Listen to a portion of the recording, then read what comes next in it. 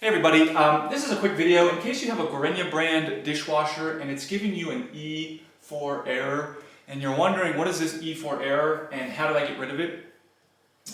So basically the E4 error means that the dishwasher is sensing that there's water somewhere where there's not supposed to be water, i.e. you've got a leak somewhere.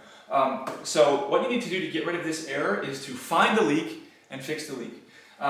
And so the first thing to do is to find the leak is you want to just get down and if you can get underneath it and find out where it's wet.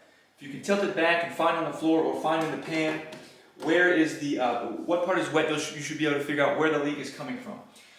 And then another thing you want to check is that it might be leaking because there's a leak, or it might be leaking because there's a buildup of pressure somewhere. Because, for example, if there's a drain issue, if the drain pump is pumping and it's not able to pump the water out, you might just have a clog in your drain hose or something like that. So you also want to check your drain hose for any kinks or bends or anything that could be preventing the water from being evacuated properly.